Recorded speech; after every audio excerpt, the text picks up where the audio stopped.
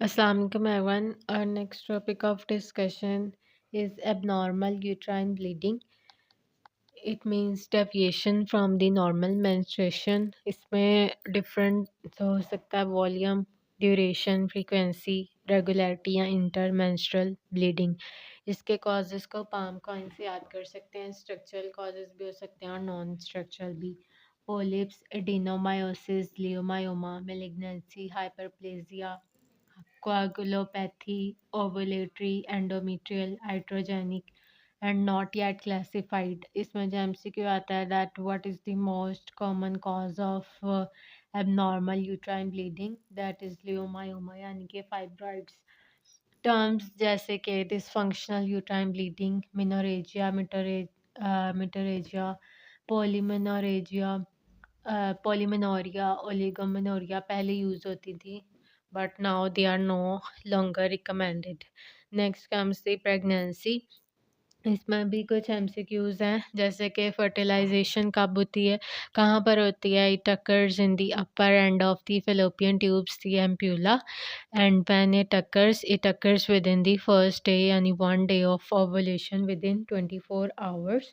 And when it occurs, implantation कब होती है. Implantation occurs 6 days after the fertilization.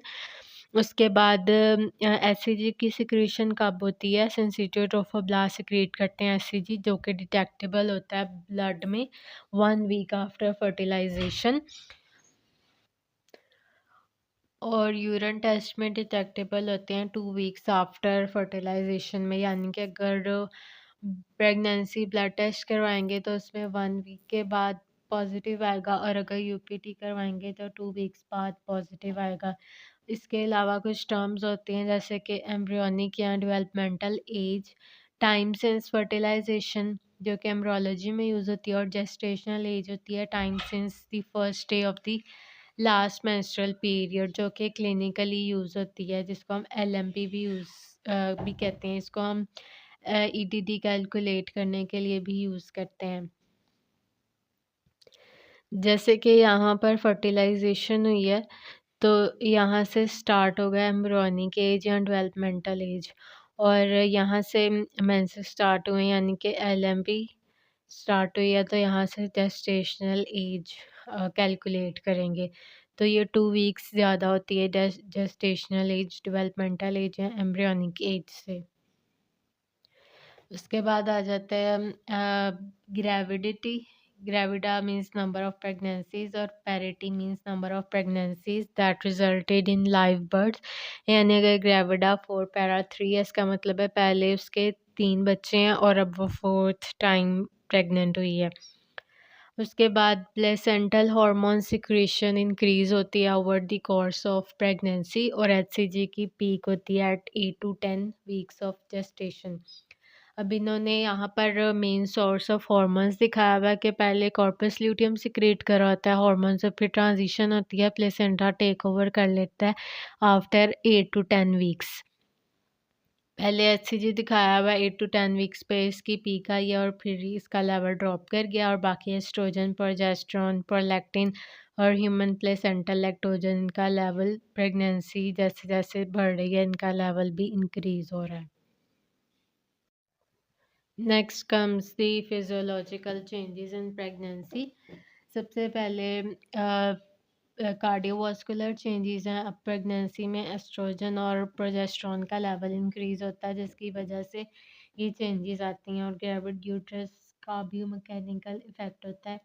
तो कार्डियोवास्कुलर में क्या होता है कि सिस्टेमिक वास्कुलर रेजिस्टेंस कम हो जाती है जिसकी वजह से आफ्टर लोड कम हो जाता है. ब्लड का वॉल्यूम ज़्यादा हो जाता है जिसकी वजह से प्री लोड ज़्यादा हो जाता है. प्री लोड ज़्यादा होगा, आफ्टर लोड कम होगा तो स्ट्रोक वॉल्यूम भी ज़्यादा हो जाएगा और उसकी वजह से कार्डिक आउटपुट ज़्यादा होगा. कार्डिक आउटपुट ज़्यादा होगा तो प्लेसेंटल परफ्यूजन भी ज़्यादा होगी और बेबी को ज़्यादा बेबी की तरफ ब्लड फ्लो जाएगा. हार्ट रेट भी ज़्यादा हो जाएगा लेट प्रेगनेंसी में जिसकी वजह से कार्डिक आउटपुट भी ज़्यादा हो जाएगा. हीमोडाइल्यूशन की वजह से ऑनकोटिक प्रेशर कम हो जाएगा जिसकी वजह से पेरिफेरल एडीमा होगा. एंडोक्राइन चेंजेस देखें तो इंसुलिन की रेजिस्टेंस ज़्यादा हो जाती है और सिक्रीशन भी ज़्यादा हो जाती है, ताकि बेबी को ज़्यादा ग्लूकोज प्रोवाइड किया जाए और अमाइनो एसिड्स प्रोवाइड किए जाएँ।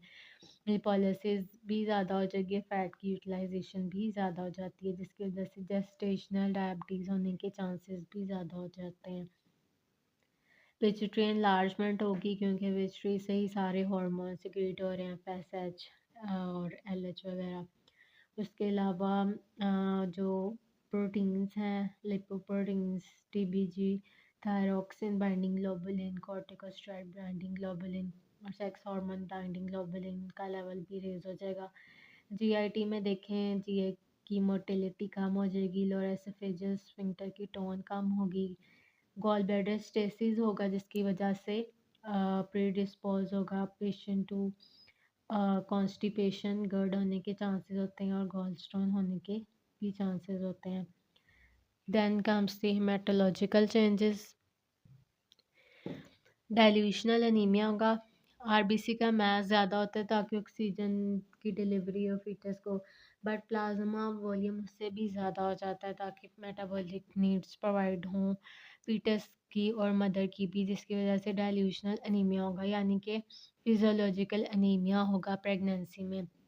हाइपर कोआगुलेबल स्टेट होगी ताकि ब्लड लॉस कम हो at the time of delivery, और इसकी वजह से थ्रोम्बोसिस होने के ज़्यादा चांसेस होते हैं। माइक्रो न्यूट्रिएंट रिक्वायरमेंट ज़्यादा हो जाएगी, जिसकी वजह से आयरन फोलेट की डेफिशिएंसी होने के चांसेस होते हैं। मस्कुलर स्केलेटल चेंजेस में लॉर्डोसिस और जॉइंट लैक्सिटी होगी ताकि फीटल डिसेंट को फैसिलिटेट किया जाए। स्किन चेंजेस में देखें तो हाइपर पिगमेंटेशन, स्ट्रैग, एपिडेर्म और वास्कुलर चेंजेस में वेस्कोसिटीज। रीनल चेंजेस में वेजोडाइलेशन होगी, जीएफआर इंक्रीज होगा ताकि वेस्ट रिमूवल हो, यूरिया कैटेनिन का लेवल कम होगा, जो कि एक अच्छी चीज़ है। ग्लूकोज यूरिया और प्रोटीन यूरिया के चांसेस भी होते हैं। रेस्पिरेटरी चेंजेस में क्रोनिक हाइपरवेंटिलेशन की वजह से माइल्ड रेस्पिरेटरी अल्कोलोसिस हो जाता है। इसमें जो एमसीक्यू आ सकते हैं, जो चीज़ें पता होनी चाहिए कि सिस्टेमिक वास्कुलर रेजिस्टेंस कम हो जाती है, प्रीलोड ज़्यादा हो जाता है, कार्डियक आउटपुट ज़्यादा हो जाता है, हार्ट रेट ज़्यादा हो जाता है, पेरिफेरल एडीमा होगा, इंसुलिन रेजिस्टेंस ज़्यादा होगी, पिट्यूटरी एनलार्जमेंट होगी, गॉल ब्लैडर स्टेसिस, गर्ड होगा, हाइपर कोआगुलेबल स्टेट होगी, डाइल्यूशनल एनीमिया, फिजियोलॉजिकल एनीमिया होगा। इसके अलावा जीएफआर ज़्यादा होगा और यूरिया क्रेटिनिन का लेवल कम होगा, प्रोटीन यूरिया होगा और रेस्पिरेटरी अल्कलोसिस। ये कुछ एमसीक्यूज हैं। Next is the human chorionic gonadotrophin. इसका सोर्स होता है सिंसिटिव ट्रोफोब्लास्ट ऑफ प्लेसेंटा। अब इसका फंक्शन क्या है कि इसने कॉर्पस ल्यूटियम को मेंटेन करना होता है। कॉर्पस ल्यूटियम प्रोजेस्टेरॉन सिक्रीट करता है for the first 8 to 10 weeks of gestation, जिसने प्रेगनेंसी को मेंटेन करना होता है। बाय एक्टिंग लाइक एलएच, इसका मतलब ये होता है कि ये स्ट्रक्चरली सिमिलर होता है एलएच के और इनका रिसेप्टर भी सेम होता है। तो कॉर्पस ल्यूटियम के जो ल्यूटियल सेल्स हैं उन पे एक्ट करता है, उनकी स्टिमुलेशन करवाता है, प्रोजेस्टेरॉन सिक्रीट करवाता है, जिसकी वजह से प्रेगनेंसी मेंटेन रहती है। अगर इनकी स्टिमुलेशन नहीं होगी तो अबॉर्शन होगा। उसके बाद 8 to 10 वीक्स पे क्या होता है कि ल्यूटियल प्लेसेंटल शिफ्ट होती है, यानी उसके बाद क्या होता है कि प्लेसेंटा टेक ओवर कर लेता है, वो अपने हार्मोन्स खुद सिंथेसाइज करना शुरू कर देता है, अपना एस्ट्रायोल और प्रोजेस्टेरॉन सिक्रीट करता है और कॉर्पस ल्यूटियम डीजनरेट कर जाता है। और ये एचसीजी को हम प्रेगनेंसी डिटेक्ट करने के लिए भी यूज़ करते हैं, क्योंकि ये अर्ली प्रेगनेंसी यूरिन में डिटेक्ट हो जाता है एट 2 वीक्स। इसके अलावा हमने एंडोक्राइनोलॉजी में भी देख लिया था कि अल्फ़ा सब यूनिट जो है वो इनका आइडेंटिकल होता है, एचसीजी का, एलएच, एफएसएच और टीएसएच का। इसलिए अगर एचसीजी का लेवल ज़्यादा होगा तो इसकी वजह से हाइपरथायरॉयडिज़म के भी चांसेस होते हैं, क्योंकि ये टीएसएच के रिसेप्टर के साथ जाके लग जाता है। इसके अलावा बीटा सब यूनिट सबका अलग-अलग होता है, तो प्रेगनेंसी टेस्ट में हम बीटा सब यूनिट को डिटेक्ट करते हैं। इसके अलावा एचसीजी ज़्यादा होगा मल्टी फीटल जेस्टेशन में, ट्विन प्रेगनेंसी में, हाइडेटिडिफॉर्म मोल में या मोलर प्रेगनेंसी में, कोरियोकार्सिनोमा, डाउन सिंड्रोम में, कम होगा एक्टोपिक या फेलिंग प्रेगनेंसी में, एडवर्ड सिंड्रोम में और पटाउ सिंड्रोम में। इसमें जो एमसीक्यूज हैं, इसका सोर्स क्या होता है, सेंसिटिव ट्रोफोब्लास्ट और प्रेगनेंसी, और ये कब यानी कि मेंटेन करता है 8 to 10 वीक्स ऑफ जेस्टेशन में। और इसके अलावा इसका लेवल इंक्रीज और डिक्रीज किस किस में होता है, और प्रेगनेंसी टेस्ट में हम किस सब यूनिट को डिटेक्ट करते हैं, बीटा सब यूनिट को, और इसकी वजह से हाइपर थायराइडिज्म हो सकता है। उसके अलावा ह्यूमन प्लेसेंटा लैक्टोजेंस को ह्यूमन कोरियोनिक सोमैटो मेमोट्रोफिन भी बोलते हैं। इसका भी सेम सोर्स है, सिंसिटिव ट्रोफोब्लास्ट ऑफ दी प्लेसेंटा। ये इंसुलिन रेजिस्टेंस को प्रमोट करता है। ये हमने पहले भी देख लिया था, इसकी वजह से ग्लूकोज का लेवल ज़्यादा होगा ताकि फीटस को ग्लूकोज और अमाइनो एसिड से प्रोवाइड किए जा सकें। इंसुलिन सिक्रीशन भी ज़्यादा होगी, लेकिन अगर हम इंसुलिन रेजिस्टेंस को ओवरकम ना कर सकें तो जेस्टेशनल डायबिटीज़ हो सकती है। इसके अलावा ये बॉडी को प्रिपेयर करता है फॉर ब्रेस्ट फीडिंग और रेगुलेट करता है मेटाबॉलिज्म को। Next is the Apgar score, जिसे हम न्यूबॉर्न के वाइटल साइंस देखते हैं डिलीवरी के बाद एट 1 मिनट एंड 5 मिनट्स, जिससे हम देखते हैं फिटल की वेलबींग। इसमें 5 चीज़ें देखते हैं: पेरेंट्स, पल्स, ग्रिमस, एक्टिविटी और एस्पायरेशन, और 10 स्कोर होता है इसका टोटल। अब इसमें अगर अपेरेंस उसकी पिंक है तो 2 स्कोर देंगे।